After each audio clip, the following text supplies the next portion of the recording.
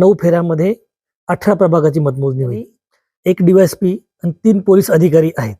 यांच्या माध्यमातून मुख्य गेटवरती आम्ही पोलिसांचा बंदोबस्त लावलेला आहे. कक्षामध्ये तुम्ही प्रवेश कराल तेव्हा मोबाईल आपल्याला आणायचा नाही. खरं तर मतमोजणीला अवघे काही तास उरलेले आहे. कशा पद्धतीने प्रशासनाकडून तयारी करण्यात आली? सार्वत्रिक निवडणूक 2025 चाळीसगाव नगरपालिका याचं मतदान हे 2 डिसेंबर 2025 रोजी झालेले आहे आणि 21 डिसेंबर 2025 रोजी याची मतमोजणी होणार आहे. मतमोजणीची वेळ ही सकाळी 10 वाजताची असणार आहे. पहिल्यांदा टेबलवरती टपाली मतदान मोजलं जाईल आणि त्यानंतर ईव्हीएमची मोजणी होईल. टपाली मतदानासाठी 4 टेबल आम्ही नेमलेले आहेत आणि ईव्हीएमच्या मतमोजणीसाठी आम्ही 12 टेबल नेमलेले आहेत. प्रत्येक राऊंडमध्ये 2 प्रभागाची मतमोजणी होईल. अशा 9 फेऱ्यामध्ये 18 प्रभागाची मतमोजणी होईल. प्रत्येक फेरीनंतर प्रत्येक नगरसेवकांना किती मतं मिळाली ही जाहीर करण्यात येतील. त्याचबरोबर नगराध्यक्षांना किती मतं मिळाली ही जाहीर करण्यात येईल.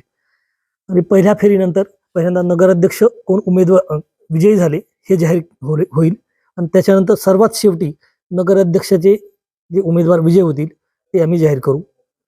या निमित्तानं मी सर्व उमेदवारांना आणि सर्व मतदार प्रतिनिधींना असं आवाहन करतो की जेव्हा मतदान कक्षामध्ये तुम्ही प्रवेश कराल तेव्हा मोबाईल आपल्याला आणायचा नाही.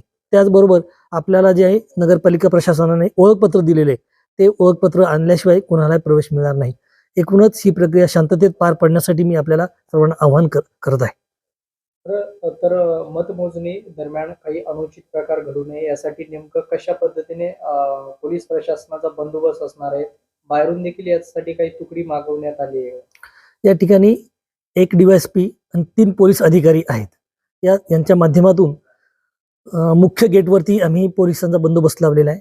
मतदान कक्षाचे एंट्री बोर्डवर कक्ष हे लावलेला आहे आणि त्याचबरोबर जे महत्त्वाचे चौक आहेत त्या ठिकाणी पोलिसांचा बंदोबस्त लावलेला आहे. बरोबर जे विविध माध्यमांचे पत्रकार आहेत या पत्रकार बंधूंना बसण्यासाठी आम्ही मतदान कक्षाच्या बाहेर एक पेंडॉल ठेवलेला आहे. त्याचबरोबर सर्व पत्रकार बांधवांना आम्ही ओळखपत्र दिलेले आहे आणि त्यांना माहिती देण्यासाठी आमचे डेडिकेटेड 2 व्यक्ती असणार आहेत की ते त्यांना लिखित स्वरूपामध्ये हे अशा प्रकारचं वोटिंगचे रिझल्ट आले ते त्यांच्यापर्यंत आम्ही पोहोचवणार आहोत.